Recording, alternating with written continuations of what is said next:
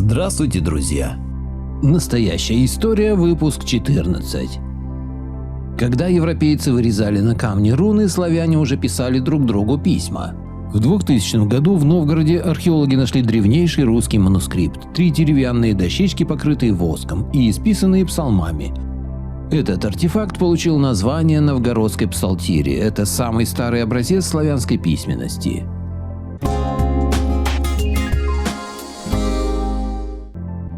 На церковной гравюре в Кремлин in Moscow найден необычный крест – Ирминсуль. Ирминсуль относится к верованиям германцев и саксов. Крест был отображением мирового древа Игдрасиля, держащего на своих ветвях 9 миров, в том числе Мидгард, нашу землю. Кому же все-таки молились наши предки в 18-19 веках? Знали ли вы, что город Стокгольм ранее назывался Стекольным или Стекольней? Венеция происходит от слова «венец» либо от славянского племени венетов, как и город Вена. Балтийское море раньше называли Венецким. От славянского племени аланов происходит название французского города Алансон. Гота-Алания стала испанской Каталонией. Немецкий город Торгау и финский город Турку произошли от русского слова «торговать». Древнее название Нормандия – Неустрия, то есть неустроенные земли. В старину всех иностранцев на Руси называли немцами, то есть немыми. Китайскую стену могли построить славяне от набегов китайских агрессоров. Название «китайское» появилось лишь в 18 веке на европейских картах. В древности стену называли просто «длинной». Были и другие названия – «барьер» и «ловушка дракона». С драконом сравнивали орды грабителей. К тому же, очевидно, сходство между архитектурой китайской стены и крепостными сооружениями древнерусских кремлей. Для чего во всем мире строили дольмены? Предполагают, что это укрытие, хранилище еды, источник энергии или что-то астрономическое, но ни одна из версий не доказана. Дольмены – очередное совпадение цивилизаций, разделенных океанами и морями. Их строили почти везде. Цивилизации на разных континентах заимствовали друг у друга технологии и различные сооружения. Сегодня представить сложно, что все народы могли когда-либо объединяться вместе без политических конфликтов. По всему миру есть пирамиды, дольмены. Почти во всех сооружениях древности полигональная кладка, металлические скобы, скругление углов и деформация мегалитов неизвестным способом.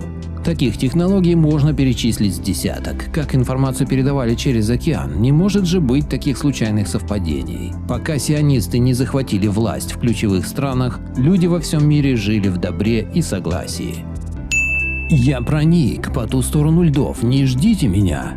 Это было последнее сообщение Джозефа Хичберта его семье. Молодой исследователь годами бредил идеей о том, что Земля в нашем понимании – это лишь маленькая ячейка, окруженная льдами. В 2017 году его жена получила от него известие о том, что он пересек льды и попал в скрытую часть планеты.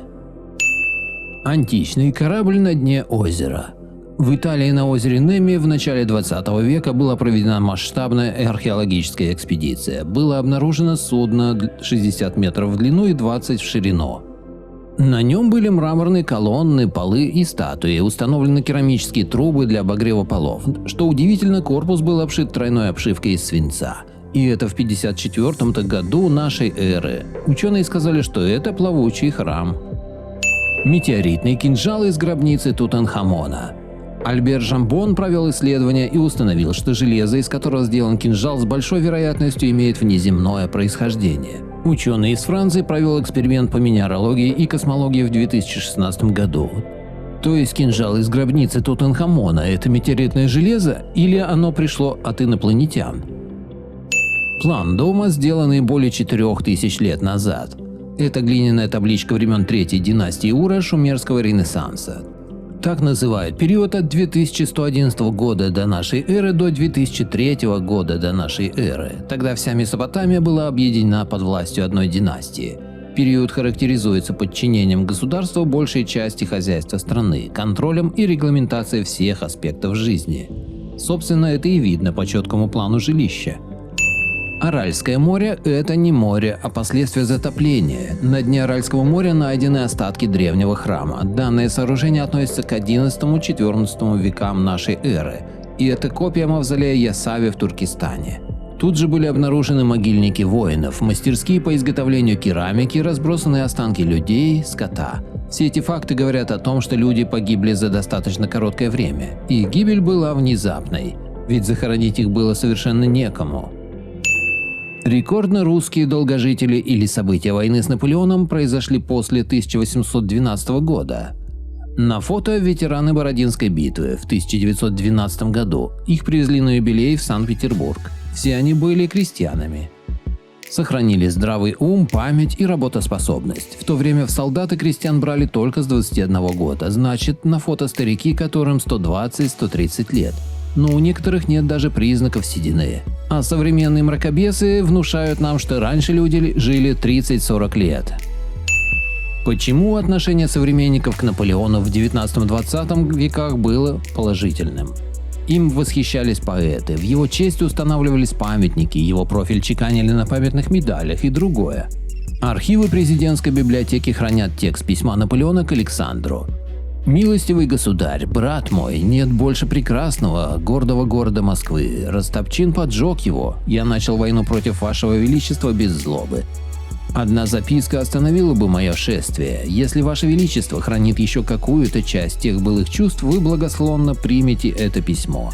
Милостивый государь, брат мой, молю Бога, чтобы он хранил ваше величество и берег под своей святой и достойной защитой». Однако русские историки утверждают об искренней нелюбви всего русского народа и Александра к Наполеону. У здания ВТБ на Гоголевском бульваре есть тайный этаж. Засыпанный этаж превратили в подвальное помещение, современный вход сделали через бывшее окно. Для чего откапывать еще один этаж, если можно и так пользоваться? Главное не уточнять, почему больше 3 метров здания оказалось под землей.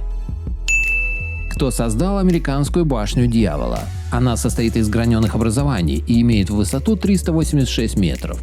По официальной версии, это магматическая перекристаллизованная порода с песчаниками, алевритами и сланцевыми прослойками. Но как это может быть магматическая порода, если башня содержит песчаники? Вызывает ассоциации с карьерной выработкой, горизонтальные следы, вертикальные секции, выбранная порода вокруг горы. Как могли жители Египта делать постройки, схожие с лазерной технологией? От пирамиды в Медуме осталась небольшая часть, но даже эта малая часть высотой выше 20-этажного дома. Обработка наклонной поверхности, которая сегодня проводится с помощью лазерной технологии и спецтехники, похоже, не вызывала проблем у древних египтян. Блоки в стенах пирамид выравнивались уже после постройки. Монголо-татары могли иметь европейскую внешность. В книгах и рисунках путешественников по поводу образа прослеживается та же особенность, что у древних татаро-монголов и татарских принцев Китая.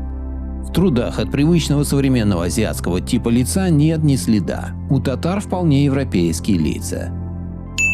Башня Чульпа – погребальный комплекс инков. Древние любили хоронить знать в масштабных и крупных строениях, однако как объяснить факт, что некоторые из башен оказались на 1000 лет древнее цивилизации инков? Если сейчас начать хоронить правителей в торговых центрах, стоит ли считать, что ТЦ строились именно для этого? Бетховен был глухим.